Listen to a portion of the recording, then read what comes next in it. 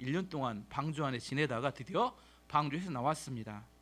방주에서 나와서 대면했던 세상의 모양은 어땠다고요? 지난주에 완전히 다 폐허였습니다. 이런 이야기가 있대요. 화재, 불나서 이렇게 불에 타게 되면 그래도 남은 것들을 쓸 수가 있는데 물에 잠기게 된 것들은 전혀 쓸 수 없다고 합니다.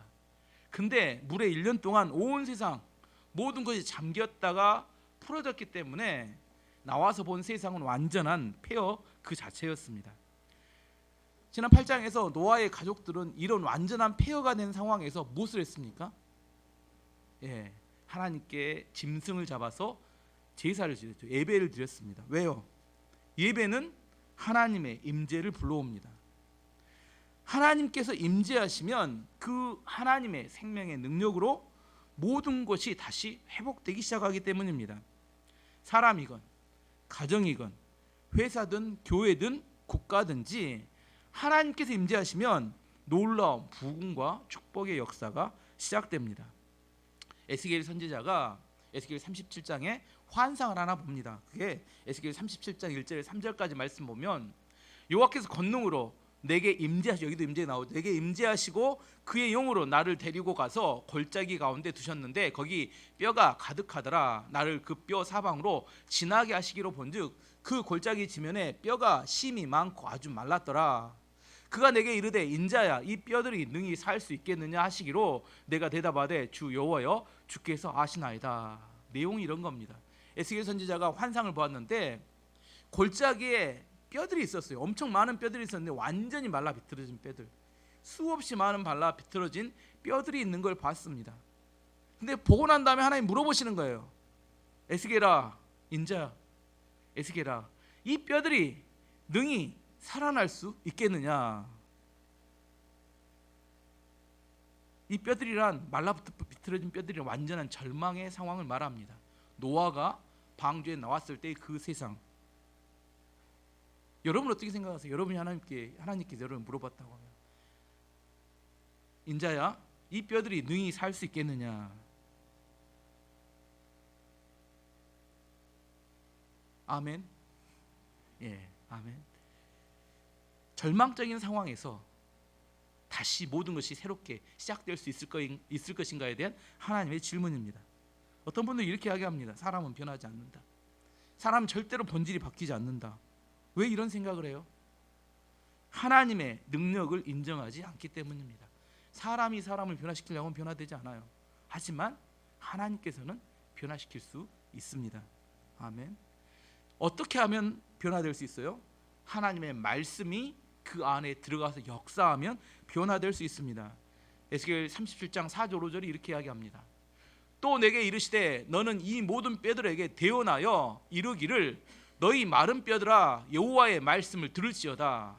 주 여호와께서 이 뼈들에게 이같이 말씀하시기를 내가 생기를 너에게 들어가게 하리니 너희가 살아나리라. 이게 하나님의 방법입니다. 하나님의 방법은 하나님의 말씀이 그 말라비틀린 뼈에 들어가게 되었을 때, 말씀이 선포되고 그 말씀이 역사할 때 완전한 절망이 또 새로운 소망으로 바뀌게 됩니다. 마른 뼈 같은 존재일지라도 하나님의 말씀을 들으면, 하나님의 말씀을 받아들이면, 하나님의 말씀이 그 안에 임재하게 되면 살아납니다. 이게 우리의 소망입니다. 그렇지 않다면 우리가 하고 있는 사역과 삶이 어쩌면 절망일 수 있습니다. 이런 소망과 믿음이 누구에게 있었어요? 노아와 노아 가족들에게 있었다는 거예요. 모든 것이 폐허로 망가진 상황. 여러분도 혹시 이런 상황에 처할 수 있습니다. 그런데 이제 그 다음 이야기를 해보면 노아의 가족에게 이런 소망과 믿음이 있었는데 문제는 뭐냐면 홍수 심판이란 너무 큰 충격적인 사건을 경험하고 난 다음에 사람들은 어때요? 그 마음속에 두려움과 불안, 이런 상처가 남게 됩니다. 구원은 받았을지 모르지만 그 너무나 큰 충격이 지나가, 왜? 자기 가족을 제외한 모든 사람이 다 물에 죽어버렸기 때문에 그게 큰 충격이 되어서 그 마음에 상처가 났습니다. 이걸 뭐라고 의학적 용어로 외상 후 증후군 이렇게 이야기합니다. 영어로는 포스트 트라우마틱 스트레스 디스오더 이렇게 이야기하는데 외상 후 증후군이라는데 보통은 전쟁에 참전하고 난 다음에 죽고 죽이는 많은 장면을 목격한 군인들에게 나타나는 증상이고, 뭐 삼풍백화점이 무너지거나 성수대가 무너지는 그 사건과 상황에 있었던 사람들이 나중에 구출은 되지만 그 나중에 그 상처에서 벗어나지 못한 그런 증후군이 나타나는 경우, 살인이나 강간, 또 사랑하는 사람들이 죽어가는 것을 보면서 받게 되는 스트레스와 상처 때문에, 마음의 상처 때문에 이 정신질환이 발생하는 것을 외상후 증후군이라고 합니다. 노아의 가족들의 마음에도 이런 엄청난 상처가 남을 수밖에 없어요. 그렇게 큰 재앙과 심판을 경험하고 통과했기 때문입니다. 뭐 어떤 그의 마음에 상처가 남았을까? 첫 번째는 하나님에 대한 두려운 마음이 남았을 겁니다. 자신들은 이번 심판을 무사히 통과했어요. 하지만 심판하시는 하나님을 직접 경험했기 때문입니다. 하나님은 사랑이십니다. 맞죠? 하나님은 사랑이세요. 하지만 하나님은 사랑만 하는 게 아니라 마침내 마지막에는 심판도 하신다는 사실을 성경은 이야기하고 있습니다. 그래서 성경에는 천국도 있고 지옥도 있다고 이야기하는 겁니다. 하나님을 우습게 생각하고 그냥 무시해서는 안 됩니다. 그 노아의 가족들에게는 하나님에 대한 두려움이 생겼을 거예요. 하나님이 얼마나 정확하게 심판하시는지. 두 번째 또 마음의 상처는 열심히 일해서 재산을 쌓는 게 의미가 있을 수 있을까, 이런 생각. 왜냐하면 그동안 몇백 년 동안 쌓아왔던 모든 것이 물 밖에 나가봤더니 어떻게 됐어요? 다 없어져 버렸어요. 다 폐허가 돼 버렸어요. 그래서 마음속에 생각합니다. 아, 이거 앞으로 열심히 일을 해야 돼 말아야 돼, 막 이런 생각들 있잖아요. 다 없어져 버렸어요. 세 번째는 미래에 대한 희망이 있는가. 왜냐하면 나갔더니 완전히 폐허입니다. 풍요로운 미래가 다시 올 수 있을까? 다 폐허된 상황에서 망가졌는데, 그런 상황에서는 누구나 이런 생각을 합니다. 우리나라에도 이런 비슷한 최근의 재앙은 한국 전쟁 이후에 대한민국의 상황을 보면 죽은 사람만 수백만 명, 100만 명에서 한 300만 명 사이가 뭐 통계마다 다르는데 죽고, 수없이 많은 이재민들, 국가의 기관 산업들은 다 파괴돼 버리고, 전 국토는 황폐화돼 버리고, 그리고 외국의 원조를 받아도 먹고 살기도 매우 어려운 상황. 학교도 없고 관공서도 없고, 그리고 정치인들은 이념에 따라 나눠져 싸우고 있는 그런 상황. 그런 6.25 직후의 우리나라의 상황 속에 희망이 있을까? 이렇게 물어봤다면 많은 사람들이 절망했을 겁니다. 하지만 지금 보면 그 절망이 얼마나 어리석은 이야기라는 사실을 알 수 있습니다. 하나님께서 노아와 가족들의 마음의 상처를 아셨고 그들을 격려하고 위로하기 위해서 창세기 9장에 세 가지 조치를 취하십니다. 첫 번째는 하나님께서 그들을 축복하셨습니다. 1절 말씀 보면 하나님께서 노아와 그 아들들에게 복을 주시며 말씀하셨습니다. 자녀들을 많이 낳고 번성하여 땅을 채워라. 하나님이 첫 번째 상처받은 노아의 가족들에게 주셨던 축복 조치는 뭐냐면 복을 보여줬다는 겁니다. 복을 주셨다는 겁니다. 구약 성경에서의 복은 신약 성경에서의 은혜와 동일한 이야기입니다. 구약 성경에서는 복이라고 말하고 신약 성경에서는 은혜라고 말합니다. 복과 은혜의 공통점은 뭐냐면 원인이 나에게 있는 게 아니라 원인이 하나님께 있는 것이 복과 은혜의 공통점입니다. 하나님께서 복을 주신다 이야기는 두 가지 의미가 포함되어 있습니다. 첫 번째는 하나님께서 내 형편을 다 알고 계신다. 이게 첫 번째 복을 주신다는 의미입니다. 하나님이 여러분의 형편을 다 아실까요? 모를까요? 가끔 병원에 와서 물어본 사람이 있습니다. 이렇게 아픈 사람도 있어요. 물어봐.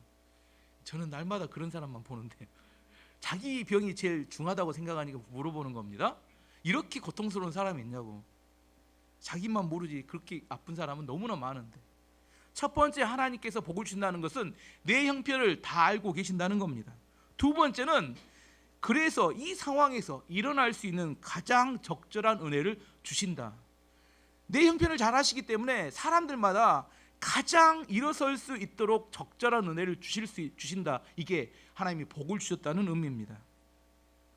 하나님의 백성들은 하나님께서 주시는 복, 즉 은혜로 살아가는 사람들입니다. 내 노력으로 살지 않습니다. 부어주시는 은혜와 복이 충분할 때 우리는 많은 열매를 맺게 됩니다. 신명기 28장 2절에서 6절까지 이렇게 이야기합니다. 내가 내 하나님 여호와의 말씀을 청종하면 이 모든 복이 내게 임하며 내게 이르르니 성읍에서도 복을 받고 들에서도 복을 받을 것이며 내 몸의 자녀와 내 토지의 소산과 내 짐승의 새끼와 소와 양의 새끼가 복을 받을 것이며 내 광주리와 떡반죽 그릇이 복을 받을 것이며 내가 들어와도 복을 받고 나가도 복을 받을 것이니라. 아멘. 저는 여러분에게 오늘 이 복이 임하기를 바랍니다. 또한 여러분이 이런 복을 구하기를 바랍니다. 왜냐하면 하나님이 주시겠다는데. 저는 이건 복 필요 없어요. 이게 교만이라는 겁니다. 하나님께서 복을 주시겠다는 거예요. 그럼 어떻게 하면 돼요? 아멘 하면 됩니다. 여기서 중요한 것은 복을 이야기하면 우리나라의 기복주의하고 구분할 줄 알아야 합니다. 복과 기복주의의 차이는 뭐냐? 기복주의는 하나님은 잊어버리고 복만을 추구하는 겁니다. 석가가 복을 주든 무당이 복을 주든 뭐 이렇게 원수가 복을 주든 나는 복만 받으면 돼, 이렇게 이야기하는 게 기복주의입니다. 누가 주는 건 상관이 없어요. 하지만 우리가 성경에 추구하는 믿음이란 뭐냐면 복을 주시는 하나님께 강조점이 있는 겁니다. 그 복을 마귀가 주면 거절할 줄 알아야 돼요. 그것은 진짜 복이 아니라 우리를 저주로 이끌어갈 미끼이기 때문입니다. 누가 중요해요? 복을 주시겠다고 약속하신 하나님이 중요합니다. 하나님이 복을 주시겠다면 아멘 하는 게 이게 믿음입니다. 그래서 그 복을 위해서 기도하고 구하고, 이게 정상적인 믿음입니다. 하지만 누가 주든 상관없어, 나는 복만 받으면 돼, 이게 기복주의입니다. 기복주의는 잘못됐지만 어떤 사람 또 이렇게 얘기해요. 기복주의가 잘못됐기 때문에 나는 복을 구하지 않는다. 이것 잘못된 믿음입니다. 복은 구하는 겁니다. 누가 주시는 복을? 하나님께서 주시는 복. 왜냐하면 하나님께서 내가 너에게 복을 주겠다 이렇게 이야기했는데, 그럼 우리 어떻게 해야 돼요? 아멘하고 그 복을 구하고 그것을 받는 것이 믿음입니다. 기복주의는 잘못됐지만 우리는 정상적인 복을 구하고 받아야 합니다. 그 복이 하나님 주신 걸로 우리 안에 간증과 믿음이 되기 때문입니다. 에레미야 29장 12절 13절이 이렇게 말합니다. 너희가 내게 부르짖으며 내게 와서 기도하면 내가 너희의 기도를 들을 것이요 너희가 온 마음으로 나를 구하면 나를 찾을 것이요 나를 만나리라. 전심으로 구하면 우리의 기도를 들어주시겠다고 하나님은 약속하십니다. 약속을 붙들어야 합니다. 하나님께서는 상처받은 노아의 가족을 위해서 복을 주셨습니다. 그 복의 내용은 뭐였냐면 생육하고 번성하여 땅을 채우라, 이런 말씀입니다. 이거 아담과 하악에 처음에 주었던 그 약속을 그대로 계속해서 반복해서 말씀하시는 겁니다. 생육하고 번성하여 땅을 채우라, 이걸 누가 주신 약속이에요? 복이에요? 그럼 누가 이룰까요? 이렇게 이야기하시면 본인이 또 이루려고 몸부림칩니다. 누가 이루어요? 하나님이 이루시는데 이 복을 내가 받으라고 하나님께서 약속으로 주신 겁니다. 우리는 아멘하고 받아들이면 됩니다. 하지만 이 시대 21세기를 사는 현재 크리스찬들은 이 복을 거부합니다. 생육하고 번성하기를 원하신가요? 자녀를 왜 그밖에 안 낳으셨을까? 21세기에 가장 급속도로 성장하는 종교는 이슬람이라고 합니다. 왜냐하면 아이를 많이 낳아서입니다. 답이 전도를 많이 해서가 아니라 아내를 4명까지 둘 수 있는데 산하제는 안 합니다. 한 대만 해도 엄청나게 늘어나요. 이번에 영국 수상이 새로운 사람이 영국 수상이 됐는데 인도계 영국인입니다. 이름을 리시 스넥인데 힌두교인입니다. 원래 영국은 수상이 취임할 때 성경에 손을 얹고 취임을 합니다. 성경에. 근데 이 사람은 힌두교 이렇게 경전에 손을 얹고 취임한 최초의 수상이 되었어요. 원래 영국은 청교도의 나라고 종교개혁에 앞장섰고 수많은 위대한 선교사를 배출한 그런 기독교 국가였어요. 근데 이제는 이미 힌두교와 이슬람교도가 굉장히 불어나면서 다 종교 국가로 변해버리고 말았습니다. 그 차이가 뭐냐면 아이를 몇 명 낳느냐, 여기에 달린 겁니다. 아이를 적게 낳다 보니까 이슬람교는 무한대로 낳고, 인도인들은 아시잖아요. 이건 뭐 엄청나게 많이 불어나는, 지금 곧 몇 년 지나면 중국보다 인구가 많아진다고 하는데,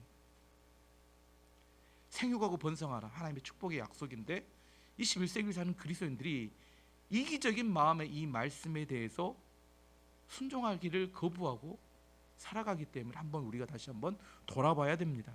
하지만 자녀를 낳는 것보다 더 중요한 것은 자녀들에게 좋은 믿음을 물려주는 겁니다. 정말 진실하게 한번 제가 물어볼게요. 세상에서 성공하는 것, 구원받고 천국 가는 것, 어느 게 더 소중한가요? 교회니까 집에 가면 뒤집힐 수 있습니다. 정말 자녀들이 구원받고 천국 가는 게 중요합니까? 여러분의 자녀들에게 분명히 알려야 합니다. 그 하나님의 구원 안에는 하나님의 축복이 함께 담겨 있기 때문입니다. 여러분이 진심이시면 자녀들도 진심으로 반응하게 됩니다. 우리가 진심이 아니기 때문에, 두 마음을 품기 때문에 자녀들도 두 마음 속에서 그 진짜 진심을 발견하고 그걸 따라가게 됩니다. 어쨌든 여기서 또 한번 계산해 볼 게 있는데, 8명에게 하나님, 이제 8가족이 나왔잖아요. 8가족에게 생육하고 번성하라 이렇게 이야기했어요. 그래서 이제 또 계산해 봤습니다. 한 세대를 50년으로 넉넉하게 잡았습니다. 한 세대를 50년으로. 그때는 아들들도 많이 나왔어요. 근데 한 세대에 아들을 5명 낳는다, 딸은 빼고. 그리고 계산을 했습니다. 창세기 10장 2절 말씀 보면 야벳의 아들이 이름이 나옵니다. 창세기 10장 2절 보면 야벳의 아들은 고멜과 마곡과 마대와 야왕과 두발과 메섹과 디라스요 7명인데 평균 5명을 잡았습니다. 그러면 이 3명의 함셈 야벳에서 몇 세대가 지나면 1억 명이 넘을까? 제가 쭉 계산을 해봤어요. 5 곱하기 5 곱하기 5로 쭉 해봤더니 12세대가 지나면 1억 4,600만 명이 넘어갑니다. 딸 뺀 아들 숫자입니다. 그러면 딸까지 포함하면 3억 명이 넘어갑니다. 12세대 1세대를 50년을 잡으면 600년입니다. 1억 넘는데 300년 좀 더 지나면 그 땅에 600 이렇게 그 땅에 되어지는 인구 숫자가 1억 명이 넘어갑니다. 노아가 홍수 위에 몇 년을 더 살았다고 아까 성경에 나오던가요? 몇 년? 350년입니다. 35년이 아니라 28절 29절 다시 한번 보면 홍수가 있은 뒤로 노아는 350년을 더 살았습니다. 노아는 모두 950년 동안 살다가 죽었습니다. 350년 아까 제가 계산했죠.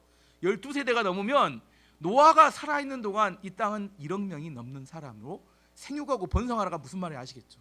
우리가 생각하는 계산법이 아니라 우리는 너무 짧게 사니까 이런 계산이 이렇게 이해가 안 되지만 생육하고 번성하라가 우리가 느끼는 느낌과 노아가 느끼는 느낌이 달라요. 350년을 살아가는 동안 애들이 낳고 또 낳고 하면 그 세대 12세대가 지나가면 1억 명이 넘게 엄청나게 많은 숫자로 부흥하고 성장하고 자라게 됩니다. 첫 번째 위로는 뭐였냐면 하나님이 축복해 주셨다는 겁니다. 두 번째는 짐승들이 너희를 무서워할 것이고 육식을 허용해 주셨습니다. 2절에서 4절 말씀 보면 땅 위의 모든 짐승과 하늘의 모든 새와 땅 위를 기는 모든 것과 바다의 모든 물고기가 너희를 두려워할 것이다. 내가 이 모든 것을 너희에게 주었다. 살아서 움직이는 모든 것이 너희의 음식이 될 것이다. 전에 푸른 식물을 음식으로 준 것 같이 이제는 모든 것을 음식으로 줄 테니 다만 고기를 피채 먹지는 말라. 피에는 생명이 있다. 하나님께서 만드신 그 창조, 원래 만들어진 에덴 동산과 이 땅을 창조되었을 때는 짐승들은 온순했습니다. 이렇게 싸납지 않았어요. 그리고 자연 환경은 완벽했습니다.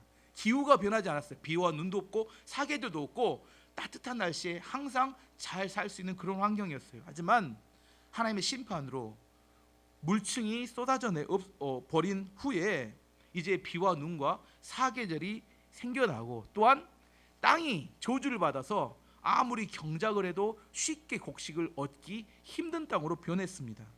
그리고 또한 짐승들은 포악해졌어요. 포악해져서 누구를 죽일 수 있어요?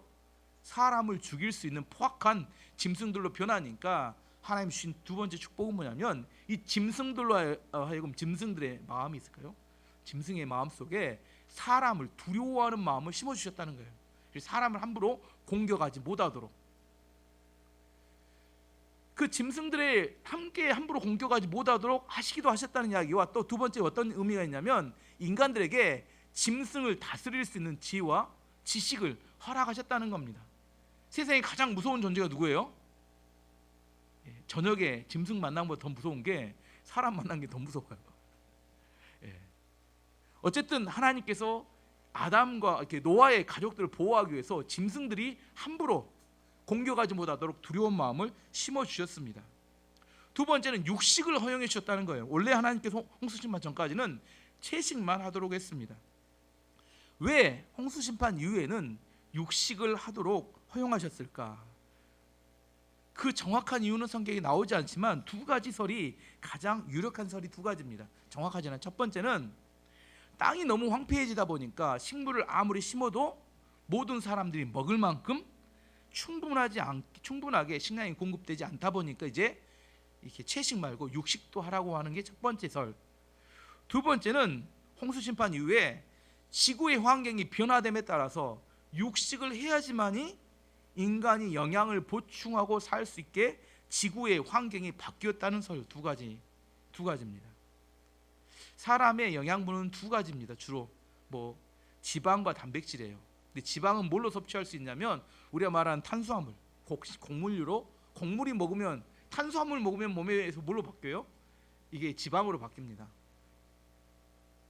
그리고 단백질은 식물성 단백질이 있고 동물성 단백질이 있는데 주로 식물성은 콩 이런 데 많이 있지만 이게 충분하지 않아요. 동물성 단백질, 동물 안에는 많은 단백질이 있어서 그걸 먹게 되면 좀 이렇게 충분하게 힘을 낼 수 있도록 공급이 됩니다. 어쨌든 하나님께서는 육식을 허용하셨습니다. 근데 육식을 허용하시면서도 하지 말라고 두 가지 단서를 붙였어요. 그 첫 번째 단서는 뭐냐면 살아있는 것만 먹어야 한다는 겁니다. 이미 죽어버린 음식은 짐승은 먹지 말라고 하셨어요. 살아있는 것을 잡아서 먹으라고 이야기했습니다. 왜냐하면 죽었는데 죽는 걸 보지 않은 짐승은 왜 죽었는지를 잘 모르기 때문에, 왜냐하면 왜 죽었는지를 모르게 되면 그 안에 독이 들어갈 수 있습니다. 그 짐승이 죽는 과정을 깨끗하게 죽는 걸 볼 때만이 건강하게 먹을 수 있습니다. 그래서 살아있는 짐승, 죽은 사체는 먹지 말도록 했습니다. 두 번째는 피채 먹지 말라. 이렇게 피채 먹지 말라. 그 안에 피에는 생명이 있기 때문에 이렇게 말했는데 피채 먹지 말라. 이것은 무슨 의미냐면 탐욕적으로 먹지 말라는 겁니다. 짐승처럼. 짐승들은 피채 먹습니다. 동물영국 보면 사자가 짐승을 딱 잡으면 어떻게 돼요? 그 자리에서 뜯어서 먹어버립니다. 피가 있는 채로. 근데 사람은 동물이 아니기 때문에 고기를 잡으면 피를 다 빼고 요리를 해서 먹도록 하나님이 했다는 의미입니다. 짐승처럼 먹지 말라는, 짐승처럼. 뭐라고요? 이 시대는 먹방이 유행입니다. 먹방이. 어떻게 먹어요? 우리보다 10배를 먹어요. 먹방을 하는 애들 보면 찌양이나 이렇게 힙합 먹은 거 보면 이렇게 두 명이 소고기 먹었는데 100만 원, 200만 원을 지불하고 나갑니다. 10배를 먹어요. 그리고 거기서 또 뭐 합니다. 한 입만 하면 한 입만. 인간이 먹을 한 식기를 식사 한 끼를 그냥 한 입에 털어 넣습니다. 그리고 ASMR이라고 해서 쩝쩝대며 먹는 소리를 아주 리얼하게 들려줍니다. 왜 그래요? 우리 인간 안에 있는 식탐, 식욕을 막 부추깁니다. 뭘로 변해가는 거예요? 점점 짐승 같은 이 식욕. 이 피채 먹지 말라. 이것은 우리 안에 그런 개걸스럽게 탐욕적으로 음식을 먹지 말라는 겁니다. 이 시대의 사람들의 시대 정신 중에 하나 뭐요? 다 먹고 살자고 하는 거 아니냐? 정말 그런가요? 이게 먹고 사는 게 이게 목표가 된가요? 하나님께서 이야기하십니다. 먹는 것을 위해서 목숨을 걸지 말라는 겁니다. 마태복음 6장 31절 32절 보면 그러므로 염려하여 이르기를 무엇을 먹을까, 무엇을 마실까, 무엇을 입을까 하지 말라. 이는 다 이방인들이 구하는 것이라. 너희 하늘 아버지께서 이 모든 것이 너희에게 있어야 할 줄을 아시느니라. 뭐 하지 말라고요? 무엇을 먹을까? 이거 전전 하루 종일 못 먹어야 되는지 이거 고민하며 살지 말라는 겁니다. 짐승처럼 그것이 전부가 되어서 먹는 것에 빠져서 탐욕적으로 먹으며 살지 말라는 겁니다. 왜냐하면 우리는 하나님의 부름을 받은 사명을 위해서 살아가기 때문입니다. 육식을 허용하셨습니다. 우리를 사랑하시기 때문에. 하지만 세상에 적응하도록, 하지만 그 육식을 허용하시는 것이 우리 안에 마음대로 탐욕적으로 먹으라는 의미가 아니라는 겁니다. 검소하게 먹고 사명에 집중하는 삶을 사는 게 중요합니다. 하지만 우리를 사랑하셨던 두 번째는 육식을 허용하셨습니다. 마지막 세 번째는 무지개를 주셨어요. 무지개 언약을 주셨습니다. 하나님께 노아 가족을 위해서 무지개를, 비가 온 다음에 뭐예요? 무지개를 주셨어요. 하나님께서 왜 무지개를 주셨어요? 보고 이쁘라고, 사진 찍으라고. 제가 예전에 정말 일하다가 우리 최문 목사님 일하다가 쌍무지개에 떠서 사진을 찍어놨는데 보여드릴까 하다가 예, 참았습니다. 예, 이쁘라고. 그게 아니라는 거죠. 비가 온 후에 하나님께서 왜 이 땅에 무지개를 심어 놓으셨을까? 누가 만드셨어요? 무지개를?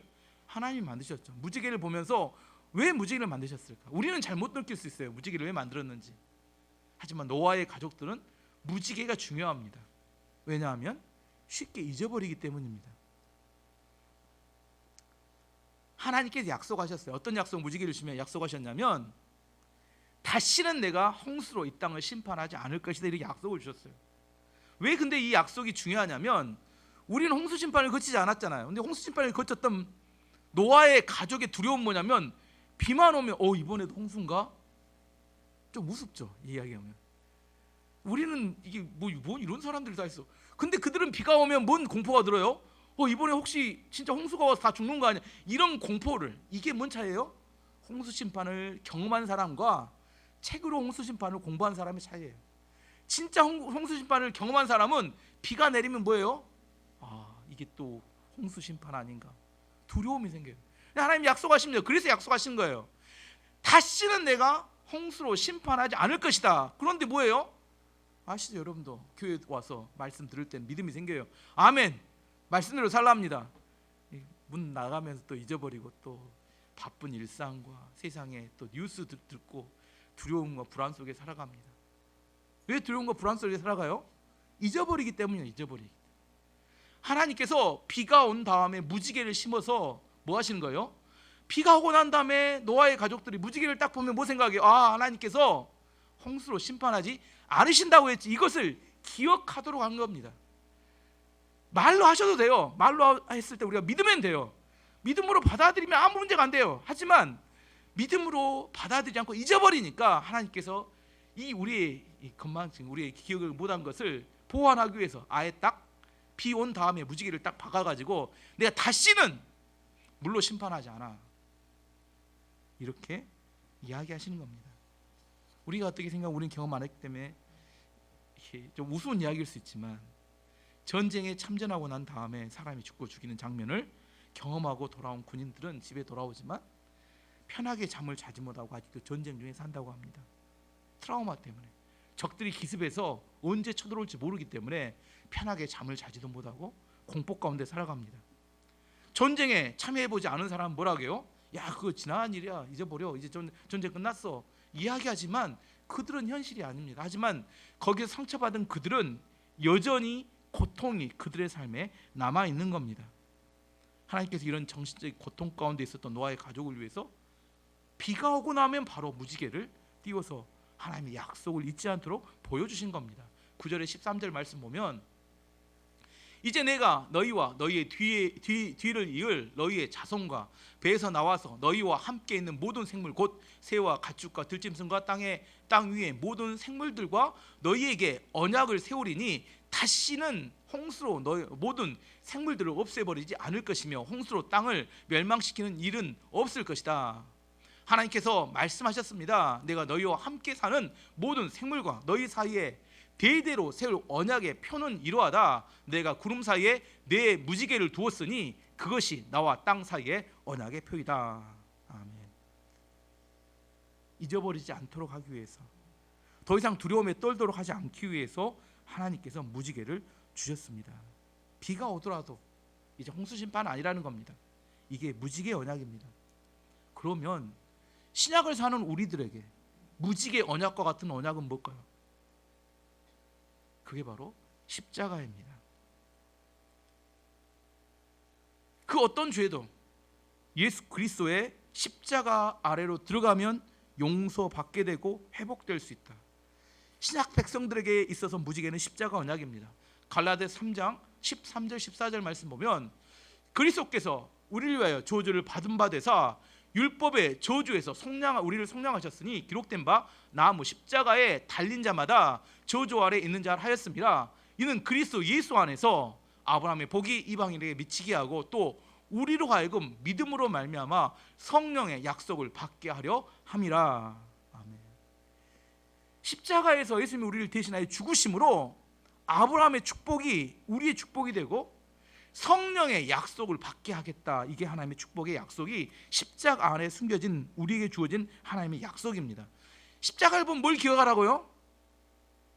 이 약속을 기억하라는, 하나님의 축복의 약속을 기억하라는 겁니다. 로마서 8장 1절 2절 말씀도 보면 그러므로 이제 그리스도 예수 안에 있는 자에게는 결코 정죄함이 없나니 이는 그리스도 예수 안에 있는 생명의 성령의 법이 죄와 사망의 법에서 너를 해방하였음이라. 그리스도 예수 안에 있는 자에게 정죄가 아니라 생명의 성령의 법이 역사한다고 약속합니다. 십자가를 보면, 예수 그리스도 안에 있으면 십자가를 보면 생명의 성령이 역사하는 것을 기억하라는 겁니다. 빌립보서 4장 6절 7절도 이렇게 말합니다. 아무것도 염려하지 말고 다만 모든 일에 기도와 간구로 너희 구할 것을 감사함으로 하나님께 아뢰라. 그리하면 모든 지각에 뛰어난 하나님의 평강이 그리스도 예수 안에서 너희 마음과 생각을 지키시리라. 감사함으로 기도하는 자에게 예수 그리스도 안에서 너희 마음을 하나님의 평강으로 지켜주겠다.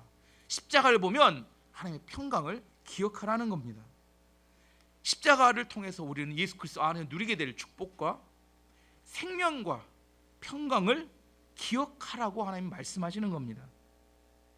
자, 이제 질문으로, 노아의 가족들이 무지개를 보면서도 홍수심판이 오면 어쩔까 염려하고 근심한다면 그게 어리석은 일일까요? 지혜로운 일일까요? 무지개를 봐요. 근데 또 홍수심판을 걱정합니다. 어리석겠죠. 무지개 보면 뭐 걱정 안 해도 돼요? 홍수심판 이제 안 오겠구나 이렇게 생각해야 되는데 그럼에도 불구하고 상처가 많은 사람들은 그래도 혹시나 이렇게 생각합니다. 십자가를 보면서도, 예수님의 십자가를 보면서도 정죄와 염려와 저주를 속에서 두려워하고 근심한다면 이게 지혜로운 일일까요? 어리석은 일일까요? 이게 어리석은 일이라는 겁니다. 십자가를 통해서 하나님은 내가 그 안에서 너에게 줄 축복과 약속을 말씀하시지만 믿음으로 받아들이지 않으면 절대로 그것은 우리의 은혜와 축복이 되지 못합니다. 남의 이야기가 돼요. 교회는 오래 다니지만 그 축복이 나에게 미치지 않습니다. 딱 여기까지만 와요. 그리고 여기서 또 물러나가 버립니다. 그 약속이 내 안에 내 것이 돼야 됩니다. 노아의 가족에게 하나님께서 무지개를 주신 이유는 내가 다시는 홍수로 너희를 심판하지 않겠다고 약속하신 거죠. 그걸 믿으면 지금까지 이 땅은 다시 홍수로 심판하지 않으셨어요. 왜 그래요? 그들이 너무 많은 상처가 있기 때문입니다. 예수 그리스도 십자가를 바라보면 우리 안에 그 안에 축복과 은혜와 모든 능력이 있음을 기억하시면 좋겠어요. 하나님이 그렇게 약속하시면 성경을 찾아보면 수없이 많은 곳에 두려워하지 말라, 염려하지 말라, 내가 너와 함께한다, 내가 너를 축복하기를 원한다, 내가 너를 동행하겠다고 수없이 많은 약속이 있지만 그것을 기억하지 못하면, 예수 그리스도 안에서 내가 하나님의 자녀가 됐기 때문에 기억하지 못하면 내 것이 될 수는 없습니다. 내 안에 믿는 게 중요합니다. 그리고 그것이 내 안에 역사하도록 인정할 때 그때 진정한 축복이 내 안에 임하게 됩니다. 하나님께서 노아의 가족들의 마음의 상처를 치유하기 위해서 세 가지 하셨습니다. 첫 번째는 축복하셨고, 두 번째는 육식을 허용하셨고, 그 축복을 언약으로 만들어서 무지개 언약을 주셨습니다. 제가 지금까지 설명한 그 내용을 보면 하나님이 얼마나 자상하고 섬세하신가 이런 생각을 해보게 됩니다. 그렇게 마음의 상처까지 치유하기를 원하시는 하나님, 지금도 동일한 그 하나님이 변하지 않으세요. 우리 마음에 있는 두려움과 상처를 치유하기를 원하십니다. 하나님 안에서 언제나 치유와 회복이 있기를 축원합니다. 이제 마지막 한 가지 더 사건, 이게 축복과 은혜 가운데, 약속 가운데 이제 다시 회복되기 시작했어요. 노아의 가족들이 폐허된 세상에서 이 땅에 아름다운 땅을 또 일구어 나가기 시작했습니다. 그 18절에서 20절까지 나옵니다. 배에서 나온 노아의 아들들은 셈과 함과 야벳입니다. 함은 가나안의 조상입니다. 이 세 명은 노아의 아들들이며 이 세 명을 통해 온 땅에 사람들이 퍼졌습니다. 노아는 농사일을 시작하고 포도나무를 심었습니다. 노아의 직종은 농업이었고 그는 포도나무를 심어서 포도 농장을 만들었습니다. 하나님께 너무 축복해 줘서 포도 농장이 너무 잘 됐고 많은 열매를 맺었습니다. 무너진 세상이 다시 회복됐어요. 그래서 잘 사는가 했더니 한 가지 중대한 사건이 발생합니다. 21절 보면 그는 포도주를 먹고 취하여 자기 장막에서 벌거벗은 채 누워 있었습니다. 여기서 이제 의문점이 생기는 이야기였어요. 포도 농사가 너무 잘 돼서 포도주를 만들었고 포도주를 먹었는데 너무 취해가지고 바지를 벗고 있었다. 이게 뭐 중대한 문제가 될까? 아무리 생각해봐도 술 취한 게 문제일까? 술 취하면 중대한 문제가 되면 글쎄요, 이 땅에 중대하지 않을 사람이 누가 있을까? 두 번째, 뭐 하체를 벗고 있는 사람 벗고 있는 게 중대한 문제가 된다면 목욕탕이나 사우나는 어떻게 갈까? 뭐 이게 내 목이 제가 아무리 생각해도 해석이 안 됩니다. 제가 아무리 생각해도 이걸 호들갑 떨고 막 뒤로 가서 옷을 덮어줘야 될 그런 문제일까? 많은 해석이 있지만 제 생각에는 술에 취해서 말로 표현되지는 않았지만 어떤 중대한 범죄가 발생했을 걸로 추정합니다. 가장 유력한 사람. 그것이 성적인 범죄와 관련되었을 걸로 생각을 합니다. 술 취하면 안 된다, 하체를 드러내면 안 된다, 이것이라면 여기서도 상당한 많은 사람들이 조촉될 소지가 많은데 제가 여러분을 또 오늘 옷을 덮어드려야 된가? 이런 문제를 이야기하는 건 아닙니다. 하지만 뭔가 노아에게 있어서 왜 이게 중대한 문제라고 하냐면 노아가 일어나서 함을 저주하죠. 저주한 게 너무 심각하게 저주를 합니다. 이 심각하게 저주할 만한 그런 어떤 중대한 사건이 발생한 겁니다. 말로 표현되지는 않았어요. 노아가 어떤 사람이냐? 노아는 정말 하나님께 큰 축복과 은혜를 받은 사람이었고 노아는 대단한 사람이었습니다. 창세기 6장 9절 말씀 보면 노아가 어떤 사람인지 이렇게 이야기합니다. 이것이 노아의 족본이라. 노아는 의인이요 당대 완전한 자라. 그는 하나님과 동행하였으며 의인이고 완전한 자고 하나님과 동행하는 사람이었다. 이렇게 이야기해요. 노아의 믿음이 얼마나 대단하냐면 그 시대 모든 사람이 심판을 받을 만큼 죄악으로 관영했습니다. 근데 노아는 자기 자신을 지켰고 120년 동안 산꼭대기에 방주를 만들 정도로 그는 어떠한 조롱과 비난에도 흔들리지 않고 하나님 앞에 믿음을 따라 살았던 사람입니다. 이게 보통 믿음이 아닙니다. 엄청난 믿음을 가졌던 사람입니다. 두 번째는 그는 뭘 보았냐면 죄악의 무서움과 하나님의 심판의 무서움을 봤어요. 죄를 지으면 이렇게 되는구나. 이게 쉽지 않구나. 세 번째는 하나님의 특별한 사랑과 은혜를 받았습니다. 그는 믿음도 대단했고 심판의 무서움도 보았고 하나님의 은혜와 사랑도 받았기 때문에 웬만해서는 뭐 하지 않아요? 죄에 빠지기가 쉽지 않은 사람입니다. 하지만 이런 사람임에도 불구하고 뭐해지니까? 살만해지니까 뭐예요? 먹고 살만해지니까 죄를 짓고 무너지더라는 겁니다. 노아를 통해서 깨달을 수 있는 두 가지 사건이 교훈이 있습니다. 첫 번째는 아무리 훌륭해 보여도 죄인이라는 사실입니다. 로마 3장 23절 말씀 보면 모든 사람이 죄를 범하였음에 하나님의 영광에 이르지 못하더니 그래서 사람을 믿으면 안 됩니다. 오히려 깨끗하게 포장된 사람일수록 더욱 조심해야 합니다. 우리는 그 사람을 믿지 말고 그 사람 안에 계신 예수님은 믿을 수 있습니다. 그 사람이 예수님의 통치를 받고 있다면 그 사람 믿어도 됩니다. 하지만 그 사람이 자기 생각대로 살아가는 사람이라면 믿으시면 안 됩니다. 꼭 나중에 생깁니다. 믿는 사람한테 사기당해서 믿는 사람인데 그럴 줄 몰랐다. 제가 여러분에게 오늘 분명히 이야기합니다. 제발 교회 다니는 사람 믿지 마세요. 제가 분명히 이야기했습니다. 교회 다닌다면 믿지 말라니까요. 그 사람이 예수님의 통치를 받고 있으면 믿어도 됩니다. 우리는 예수님을 신뢰할 수 있습니다. 예수님은 변하지 않는 분이고. 하지만 교회를 다니기 때문에 믿으면 반드시 실족하고 넘어지고 사기당합니다. 목회자를 포함한 모든 사람을 다 포함해서 하는 이야기입니다. 두 번째는 방심은 금물이라는 겁니다. 고린도서 10장 12절 말씀을 보면 그런즉 선줄로 생각하는 자는 넘어질까 조심하라. 이 정도면 괜찮겠지. 그때가 제일 위험한 때입니다. 넘어지는 사람을 대부분 보면 자기 전공에서 넘어집니다. 자기 제일 잘하는 부분. 이건 내가 괜찮아. 나는 이건 잘할 수 있어. 꼭 거기서 넘어져요. 목회자들이 예배를 드려야 되는데 성도들로 알고 예배를 드리게 하고 자기는 뒤로 빠져서 감독하고 판단하고 있을 때 그때 넘어집니다.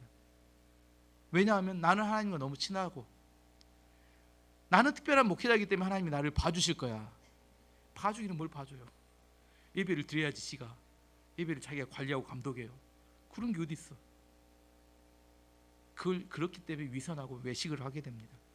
기도를 해야 되는데 기도하는 척합니다. 말씀을 봐야 되는데 말씀을 보는 척합니다. 순종해야 되는데 순종하는 척합니다. 계속 이야기하면 마귀는 대문으로 들어오지 않고 틈을 타고 들어옵니다.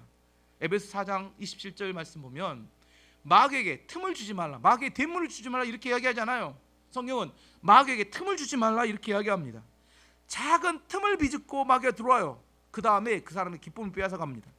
그 사람의 감사를 빼앗아가요. 그 다음에 그 사람의 믿음을 빼앗아가 버립니다. 노아는 너무나 축복을 많이 받아서 이제 농장이 잘 돼가고 잘 돼가던 중에 포도주를 취해서 넘지 않아야 해서 넘어서 범죄하고 말았습니다.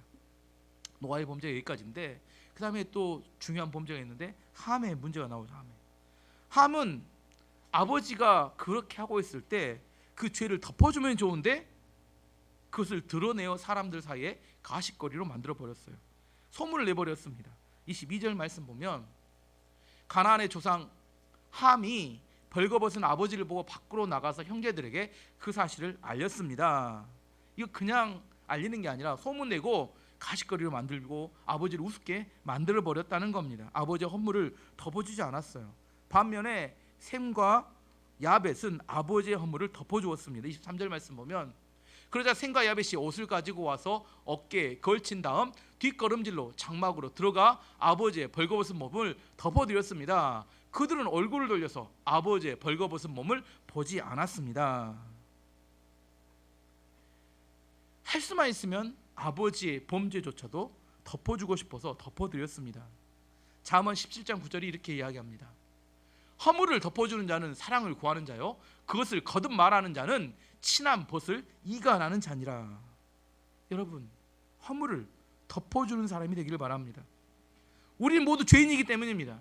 죄인 아닌 사람이 누가 있어요? 제가 이야기했지만 모두 다 죄인입니다. 허물이 없는 게 아니라 허물이 드러난 사람과 허물을 잘 감춰놓은 사람, 두 종류밖에 없습니다. 우리 안에 그런 죄가 없습니까? 그런 욕망이 없습니까? 다 똑같이 있어요. 하지만 어떤 사람은 걸린 거고 어떤 사람은 걸리지 않았을 뿐입니다.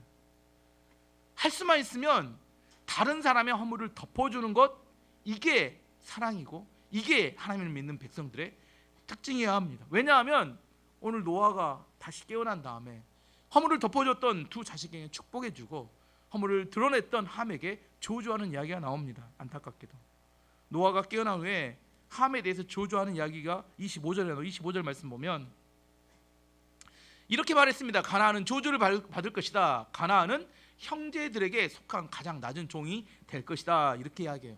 물론 여기서 중요한 것은 다른 사람의 허물을 덮어주느냐 드러내느냐 이 차이를 이야기할 수 있지만 여기서 중요한 것은 함은 함, 셈, 야벳에서 일반적으로 예전에 이렇게 구분했습니다. 함은 아프리카의 흑인의 조상, 셈은 동양인, 동양 이게 황인의 조상, 야벳은 백인, 유럽의 백인의 조상 이렇게 이야기하지만 실제로는 정확하지는 않습니다. 실제 뒤에 10장에 나오는 민족들을 보면 그렇진 않고, 근데 중요한 건 뭐냐면 함은 아프리카 이 땅의 흑인들의 조상이자 가나안 땅의 족속들의 조상 이렇게 이야기합니다. 가나안. 그래서 가나안을 저주하죠.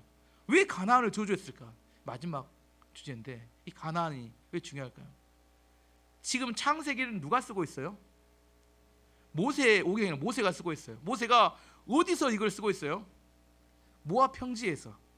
가나안 땅에 들어가기 직전에 이스라엘 백성들이 그 광야 40년 마지막 마무리 모압 평지에서 이스라엘 백성들에게 설교합니다. 그동안 있었던 일을. 그 중에 이제 너희들이 이스라엘 백성들은 머지않아 요단강을 건너서 가나안 정복 전쟁을 해야 합니다. 이 전쟁을 하게 될 때 가나안 사람들을 전쟁에서 없애는 게 왜 중요하냐? 이들은 원래 이 땅은 하나님께서 약속으로 아브라함에게 주기로 했던 약속의 땅이자 이 가나안 족속은 이 창세기 노아 시대부터 하나님의 저주가 약속돼 있던 그런 민족이었음을 지금 여기에 남기기 위해서 모세가 함의 후손이라고 하지 않고 가나안의 사람이라고 해서 저주하는 이야기가 나오게 됩니다. 어쨌든 오늘 창세기 9장 긴 이야기를 제가 여러분께 설명드렸습니다.